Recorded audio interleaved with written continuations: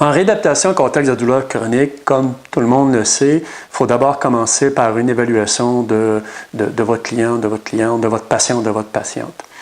Full de choses qu'on peut faire en évaluation, mais la chose la plus importante, c'est d'abord d'évaluer le rapport à l'effort de votre personne. Et c'est le fondement de toute notre intervention. Il y a deux types de rapports qu'on peut avoir. Le premier, c'est un rapport de peur-évitement. C'est ce qu'on appelle la kinésiophobie, ce que vous savez probablement. C'est un terme qu'on reconnaît depuis une vingtaine d'années. C'est une équipe de chercheurs, de psychologues néerlandais, pilotée par Johan Vlayen, qui nous ont amené ce terme-là, kinésiophobie, en 1995. Donc, il faut évaluer si notre client, notre cliente, notre patient, notre patiente est kinésophobe ou si cette personne-là a un comportement complètement à l'opposé, c'est-à-dire un comportement de persistance malgré la douleur, le CPMD.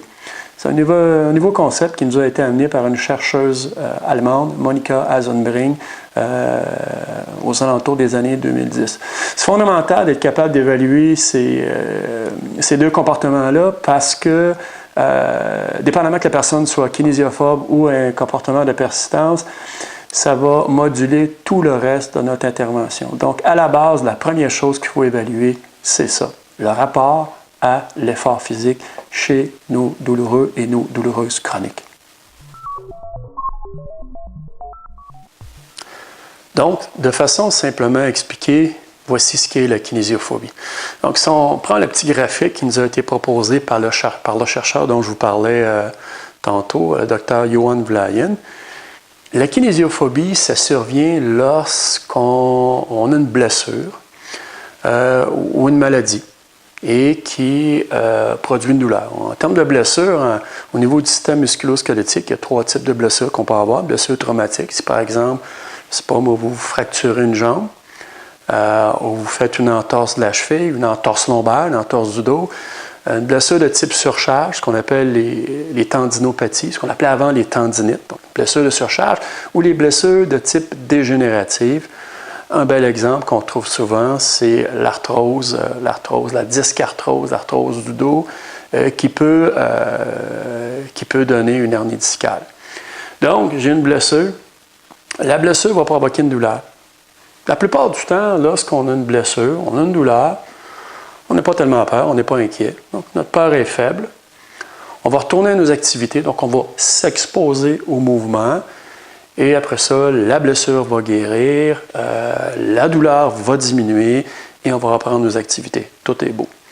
Certaines occasions, par exemple, si vous avez une blessure, vous avez une douleur, et là, ici, ce qui est important, là, c'est le contexte. Si vous avez un contexte qui est inquiétant, vous avez mal au dos, ça perdure, passez une radiographie ou une résonance magnétique, et là, votre médecin traitant ou votre orthopédiste vous dit que vous avez une dégénérescence vertébrale multi-étagée. Alors ça, si vous ne connaissez pas ça, ça nous inquiète, puis peut-être qu'on pense que c'est une maladie qui est grave. Vous avez une hernie discale, vous, dans vos croyances, vous pensez qu'avec une hernie discale, on peut finir par paralyser. Donc, le contexte est inquiétant, on va se mettre à avoir peur. Et ce que ça va engendrer, cette peur-là, c'est qu'on va commencer de plus en plus à éviter. On va faire de l'évitement. Encore une fois, c'est les psychologues qui nous ont enseigné ces deux termes-là. C'est les deux termes importants en kinésiophobie, c'est l'exposition et l'évitement. Dans le cas du contexte qui est inquiétant, j'ai peur, je vais commencer à éviter de faire des efforts physiques, de faire des activités physiques. Je vais diminuer de plus en plus mes activités, mes efforts.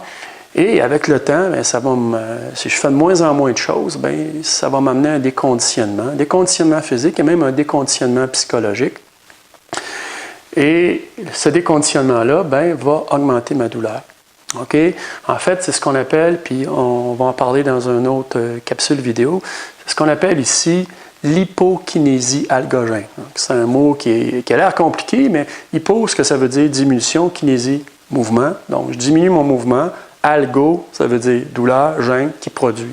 Donc, une diminution de douleur qui va produire une augmentation de ma douleur.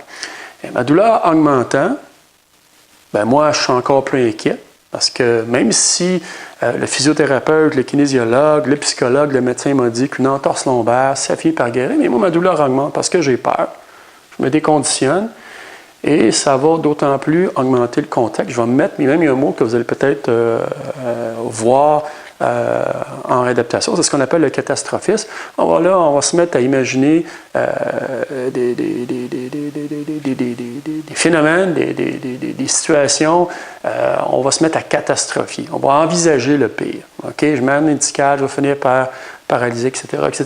Alors, vous voyez ici qu'on est dans un cercle vicieux. C'est le cercle vicieux de la peur-évitement ou la kinésiophobie.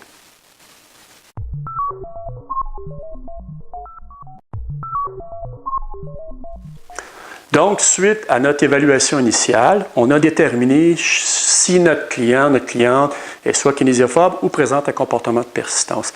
Si on est en présence de kinésiophobie, alors là, les psychologues nous ont enseigné une chose, c'est quand on est aux prises avec une phobie, il faut y aller avec une intervention de désensibilisation systématique. C'est-à-dire qu'il faut d'abord s'adresser au rationnel du cerveau humain. C'est-à-dire qu'il faut expliquer à la personne que bouger, non seulement c'est pas dangereux, mais au contraire, c'est bénéfique. Donc, il faut expliquer, il faut éduquer. Puis en deuxième partie, c'est ce qu'on appelle l'exposition graduelle et progressive. On s'adresse à une partie différente du cerveau, on s'adresse au système limbique.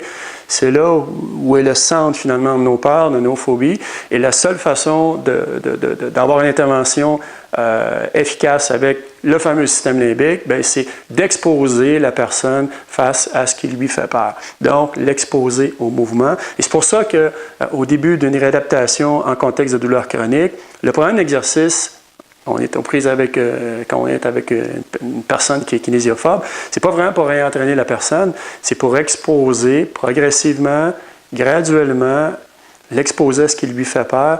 Et c'est pour ça que avec le nombre d'expositions, la phobie va tranquillement s'éteindre.